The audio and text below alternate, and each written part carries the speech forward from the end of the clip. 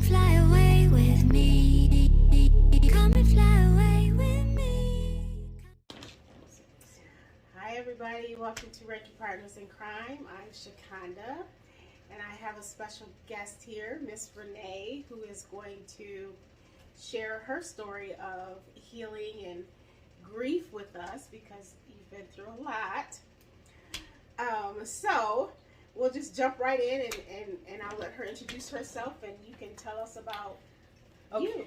I'll start from the beginning. So my name is Joanna Renee. I have a twin sister, fraternal twin sister. Her name is Johanna Mona. So growing up our whole life, our older sister named us.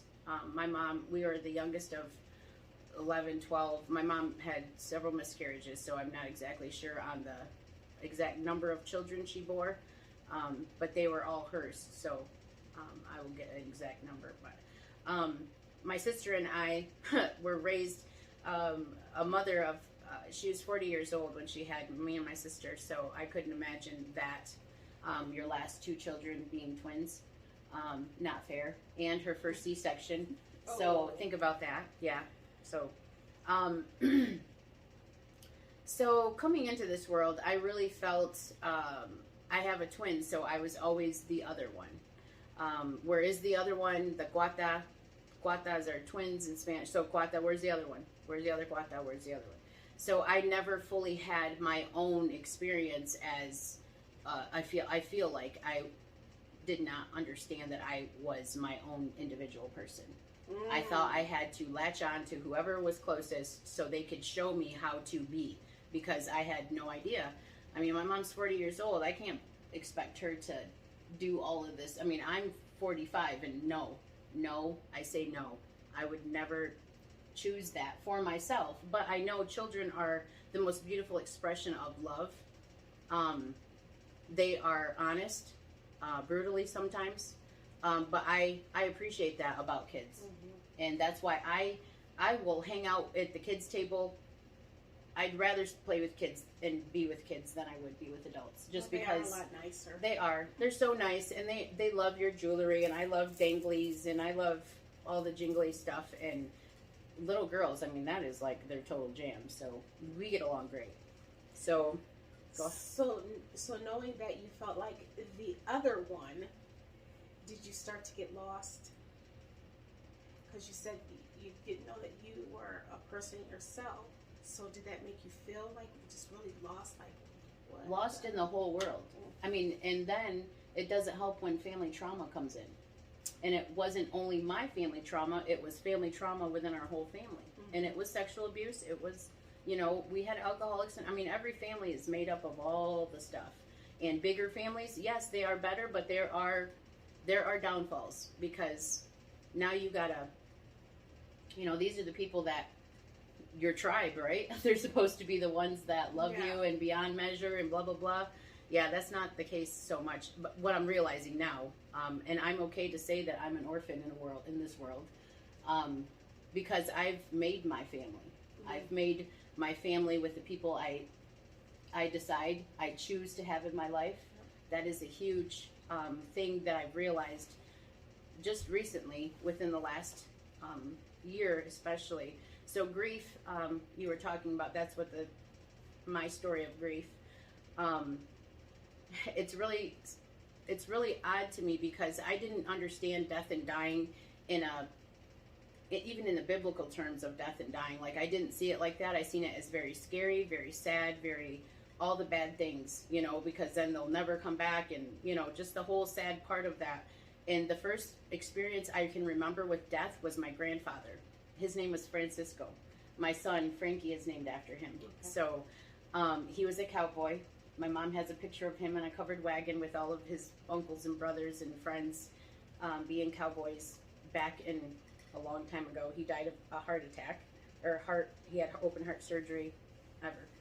I was about preteen, 10, 11, 12, 6th, 7th, 8th grade, I don't know. And he died. And I remember feeling this really weird feeling inside that I'd never felt before. And I was like, what is this feeling? And all of a sudden, I remember looking at the sky, and the sky had never looked so beautiful, and I'd never seen it in that way ever. And I was like, this is so weird. Like, I mean, because I was like, what are you even thinking? I was telling myself, because I feel like I've had this inside of me for a very long time, and I just was too afraid. I was afraid, fear, because what you don't know, you fear. And I didn't know what was happening, so I feared what was happening. But grief is my friend, and grief and death, those are not the worst things. Living a life unfulfilled, that is the worst thing. So my life, I want it to be filled so tip top, up to the very top. Look at my hair. I want it to be so, I want everyone to be like, wow, I wish I found out how she did that. And all you'd have to do is not care about what other people think. That is the key. That's the thing. You know, the key that turns the lock is not caring what people think. Even the people that you love the most, your family, even the people you've created from your body. Like, it's been a journey. It's been a grief journey, but it's also been a me journey and finding who I was. So how are you dealing or healing? Because you've had grief upon grief upon grief, death upon death upon death. So how are you healing now? What does your healing journey look like? My healing journey looks like waking up before anybody ever even thinks to wake up. So 3-4 o'clock in the morning. I have singing bowls, sound bowls. They help me focus and get my vibration, get myself centered, help me feel grounded. I read my cards. I have oracle cards. I have tarot cards that I like to read. I started school for massage therapy last year. But as you know, all of our grief stuff happened. I mean, I still tried going. I did two semesters, which is kind of huge considering there were 3 deaths in both of those semesters. And I was the one, they were at my house and I was caring for them. 2 of the people. So I learned to breathe. It's a magical thing. Nobody realizes that your breath, that the breath that you take, that is literally the breath of life. If you can find your breath and hold it for 4 seconds and just remember, you are still you and everything is still okay. You are still okay. That is one of my mantras. Just breathe. Just breathe. Just breathe. And I have, one sister who just, I don't know, we have this connection out of the universe where I'll just be in this situation and all of a sudden a text will pop up and it says, breathe. She'll just know. So yeah, breathing is a lifesaver. People don't think so, but it can be. It really can be. It will save your life in a dire situation that you don't think you can make it out of. I mean, I've held the hand of people passing away. I've held the hand of grieving widows. Okay, I think of a grieving widow and I think of an old white-haired lady. This is my family, 48 years old. That's just a few years older than me. One of my nieces, she's 37, and she has a 17-year-old son. I have a gonna be 17-year-old daughter. I can put myself in their shoes. I can see their perspective. I can appreciate that my husband, for all that he's worth, all of his mess, we are getting through this, and that is how I've been able to do it, is with my husband, because people can say what they want about us, about me, about my husband, about my kids, about my family. I don't care. I don't care. I have this mind and this brain and this body that was given to me to use and honor myself and honor the people around me. And that's what I choose to do. So with the massage therapy, we started shiatsu. We did a 4-week course of shiatsu. Shiatsu is energy work. It's a Japanese, form of massage. But it's, yes, I'm so ready. I love it. And it's such a beautiful exchange of energy. That's what it showed me. I only had 4 weeks of it, but that is something I want to pursue. So that is a goal that I need to step out and stop being afraid to do. So do you think that your grief is kind of stopping you, or is this just another? I think my grief is fueling me. Okay. I think it's fueling me because grief and death and dying and grieving people, they find me. They find me at the store. They find me on Facebook. They find me, you know, people that are going through hard times. I have a friend that lost a friend of hers, and now she's caring for a widow and a child, a 9-year-old child. So I am just, my heart goes out to her because I know the strength she's going to have to find within herself, not just to protect herself, but to protect herself, because we have to have boundaries. If you let people into your space and you're not ready for that, it will destroy you.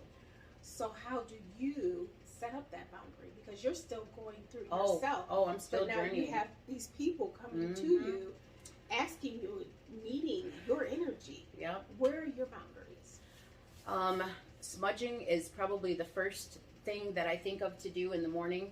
I smudge myself, I smudge my space, and I do smudge my house. My family, I'm sure, is annoyed by all of the stuff that I do because I'm up in the morning, I listen to loud music because music is transcendent and it travels through time and space. If you've ever seen the movie The Shack, you've ever read the book The Shack, I love that depiction. Even if it's not true, I love the depiction of it. So, thank you. But about music because it does do magic. Yes, okay.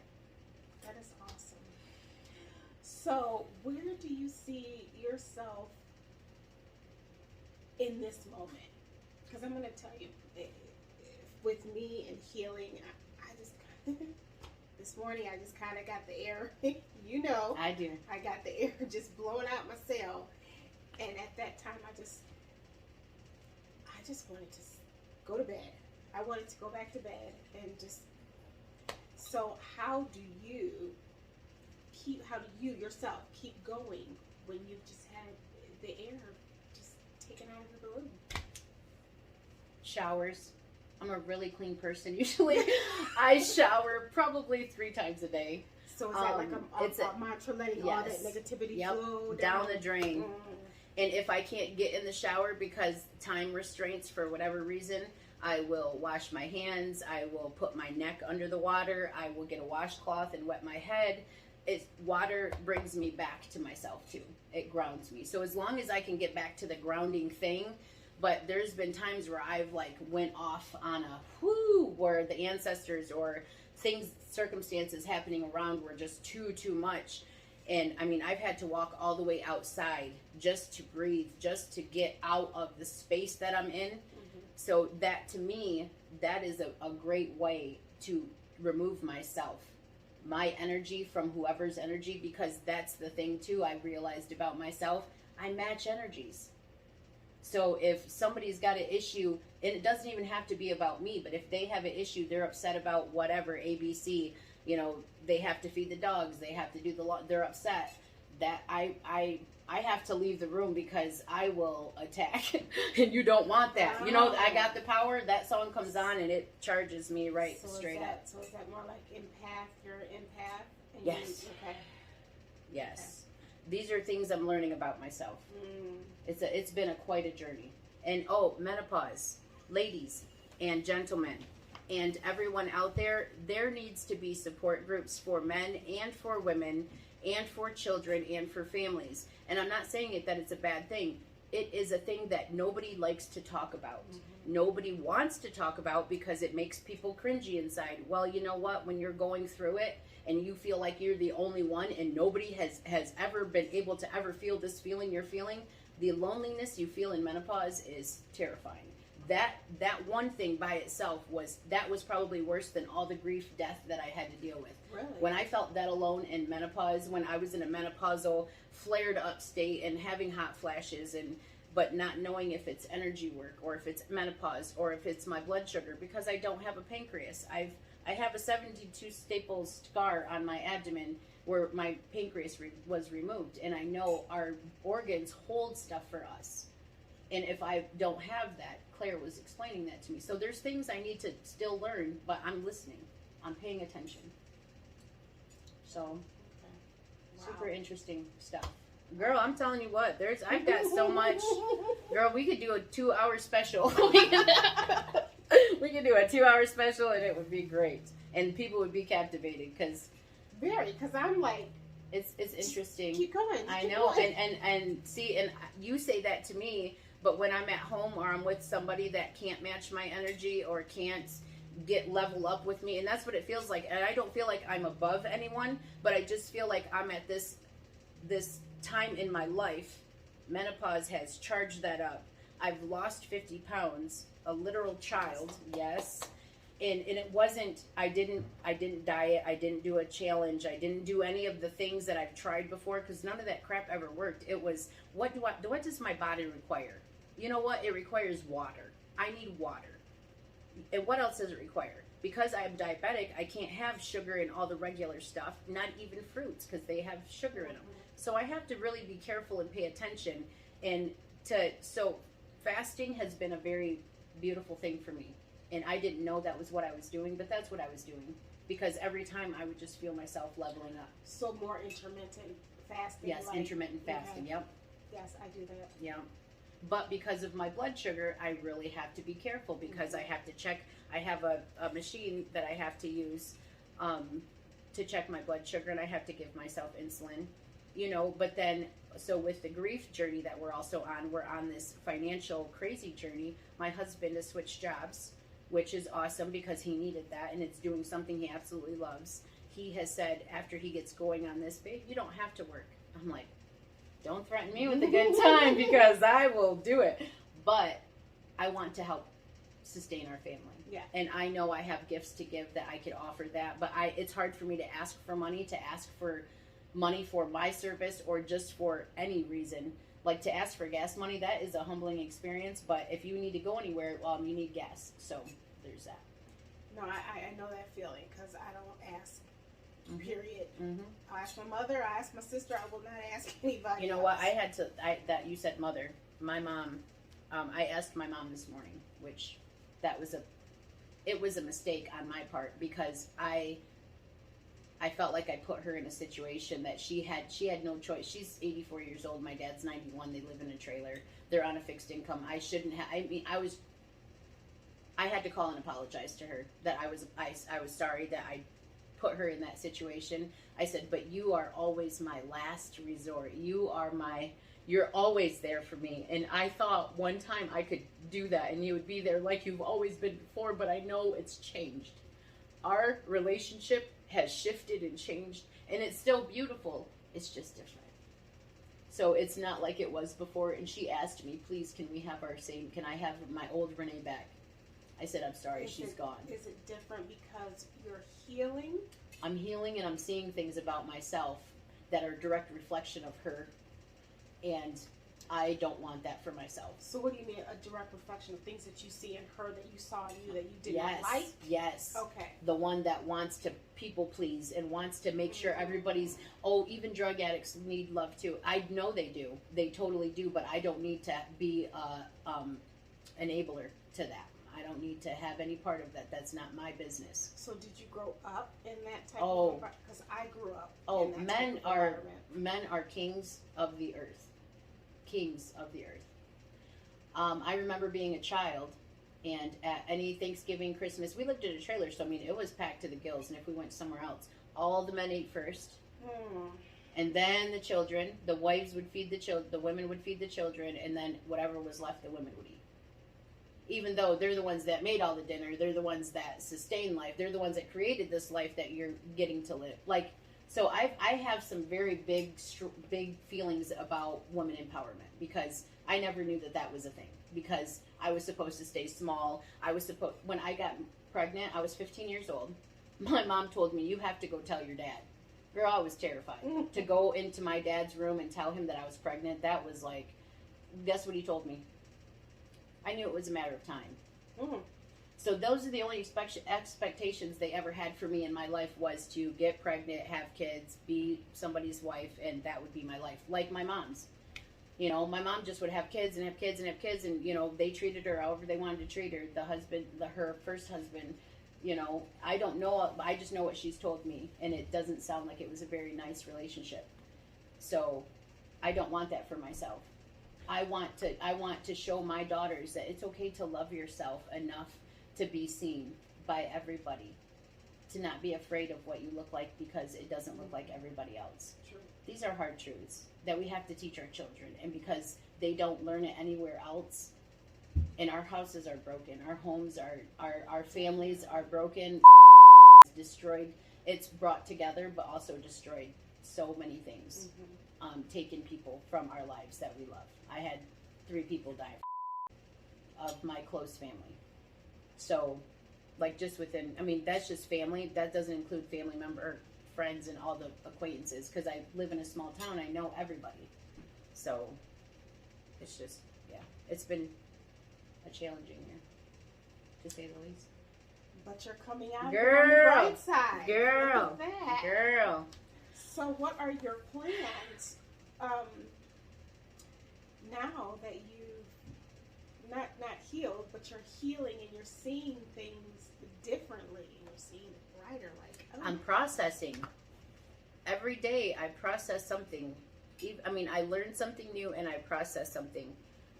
And usually it's, I picked up a dirty habit of smoking cigarettes. Well, it is a dirty habit. I don't like how it smells. I don't like how it looks. I don't like anything about it, but it is a grounding thing for me. I feel like it grounds me. It gets my mind off of whatever it is I was just, and usually hyper focused on. My family just goes nuts because I'll be looking for one thing and like frantically, and they're like, what can we help you? They're trying to help me, and I'm just like, I'm on a journey and I'm needing to do this for myself, and I need you to stay in your lane. I'm not trying to be rude, but I'm like, I'm trying to process this stuff and I need to do this for myself, and I know that you're being affected by it and I'm trying not to. So I constantly feel like I have to leave. So I think leaving is going to be probably one of the key statements in this year. Not leaving forever, not leaving my family, not leaving my husband. I need to travel. I need to be on the mountaintops. I need to feel my body be stronger, because that is the thing that continues to help me grow. When I feel when my body hurts, if I have pain somewhere, I'm like, ooh, let's get it. Why is it hurting? Let me figure out why. Let me stretch my body. Let me breathe through the pain. Breathe through the pain of yoga. If you've ever done yoga, I only do a very little bit. Now. Yep. It's a very beautiful thing to do. Breathe through that. My body is feeling Oh, it. yes. And it's so beautiful because when you breathe, you can feel your body let go of that, that you're trying to hold on to everything. So, yeah, yoga has been beautiful, and I love walking my dogs. I love walking. I love being outside. So Virginia is on the table. We're going to eventually do that. I remember that. Yep. Travel has become a part of my healing as well. Last year, just out of the blue, and my good friend Stacy, I said, I want to go to Arizona. Somebody listened. You know what? She found tickets. We just did it. No ifs, ands, or buts. We didn't question anything. We got on the plane and went.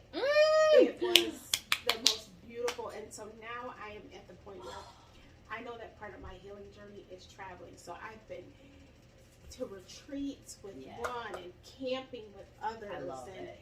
We just, it's just being outside. So we've got a lot of that planned for this year too, and I'm excited about that. So yes, traveling is definitely healing, and it's on my list too. And I started that in September, November. My niece and I, the niece that her husband died in August, his name was Steve. He was 45, beautiful soul. And it was funny because he was gone for almost 20 years, 18 years. He was gone out of the picture. He came back in, and they found each other, and to see a soul relationship, a soul mate transpire right before your eyes was the most beautiful thing to witness. And I respond to that. And even though, he is a this and a that, people had their problems with him. Like I said, I give people second, third, fifth, 85 chances. There is nobody that is too far gone for me. There is nobody that I cannot love. Nobody. And I mean nobody. And you know the circumstances of my life. A lot of people do know the circumstances of my life. So to be able to say such a powerful statement like that in itself is healing. You are very open welcoming person, whereas me, I'm like, I love you, I'm gonna love you from a distance, though I can't do it. Yeah, but I've had to do that to some people, even my family, because the ball is in your court now, and now it's your choice. I'm not gonna chase you. I'm not gonna force you to be my brother. I'm not gonna force you to be my sister. I'm not gonna force you to be my friends. I'm not gonna chase people around. People know where I'm at. They can hit me up on Facebook. I respond to that, the messages on Messenger, but I do not like Facebook. It's a toxic cesspool of disgusting. And I just put all kinds of cool, fun stuff and suck it stuff on there. Like, not suck it. Delete that or add it. Edit that out. Take the suck it out of there because that's rude. Oh no, we say a lot of things here. We just let it flow. We just let it flow. I like letting it flow.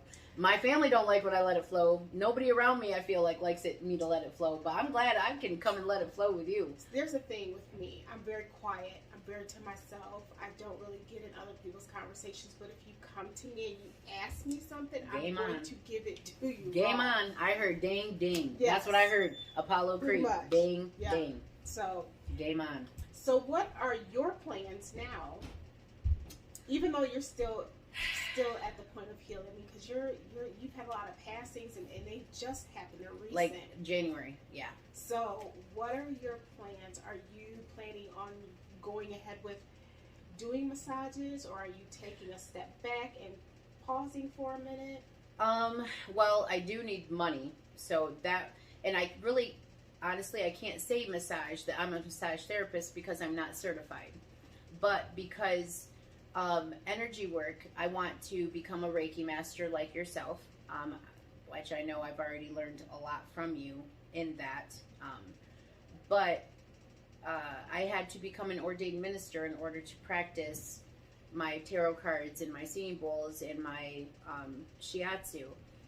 Shiatsu, it's energy and pressure, so it's not considered like a therapeutic massage per se. So I do offer those services. I actually travel, which is different because not a lot of people, I mean, I know massage therapists travel. One of my teachers travels, but I kind of, my catchphrase is going to be, I come with baggage. And it's literal baggage. It's not metaphorical or any other. I have my massage bag. I have, my bags with my drums in it. I have my bags with all my stuff for my table. I have all my, tarot reading stuff. And then I have to have clothes and stuff to change into. So I come with all these bags, and it looks hilarious because I look like a bag lady. I love Erykah Badu, bag lady. Love Erykah Badu. She is my soul sister too. So, in case anybody wants to reach out to you, where can they reach you to get your services? You could reach me on my Facebook. You can message me. I do have a business DBA. I just started it a couple weeks ago. It's called What the Shiatsu. That's the name of the business. But the funny thing is it's not just shiatsu that I do. The service, I love, and I can do all kinds of things. I can come and sit with your dog for an afternoon. I can take your kids to the park. I can do a pedicure and paint your toenails. I can also do some shiatsu, some massage and some pressure and make you feel magical, like you're in another universe. Ask anyone that I've given a massage to. They said they feel like otherworldly when they get up off the table. So Facebook is probably the best way. I can give my phone number if you want to private message me. I can give you my phone number. So what are they looking for when they go on Facebook? Are they looking for Renee? They're looking for Joanna Renee Wedding on Facebook. So okay. I know there's things I see, but I don't like technology. I don't like video camera. I like all my family, they love TikTok, they love YouTube. They would rather do that than go outside and do chalk. So but I would rather go outside and do chalk. So there's that. I understand. Well, Renee, I thank you for being my honored guest. Thank you so much for so lovely. I always love talking to you because you are so full of stories and energy. And so yes, thank you for joining me today. I appreciate you. And I'm so honored. Thank you so much, and thank you for letting me use this amazing cup. Stay golden, everybody. Golden girls. I had one of these cups, but it broke, but I got to use one today. Thanks, Cha. Thank you for being amazing, beautiful hoodoo priestess, and all the loving kindness that you have given to me is felt throughout all of the ages. I thank your sweet, kind soul for inviting me into your space and to spending time with you, because I know this is a gift. It's a gift to you. It's a gift to me. It's a gift to the universe, because we're us. And I thank you so much. Thank you. I love you dearly. Oh my gosh, I love you so much. Well, that's my special guest for today, Renee, and also I will put her stuff at the bottom. Joanna Wedding. Joanna Renee Wedding. Joanna. Why do I keep calling you Joanne? I know. Everybody loves to I not just put want the to say A on there. Renee. Well, and you can also, I have live videos on there if you want to just find out kind of what I'm all about, because just go on there, look at some videos if you're curious. I got a lot of interesting stuff. A lot of stuff I don't even remember I say, so I have to go back and listen to my stuff. So thank you very much for your time. Thank you for choosing to watch this video. Thank you for spending time with Cha and I. Have fun. Thank you very much for joining us, and you all have a magical day, and I send you peace and blessings. Live loved. Come and fly away with me. Come and fly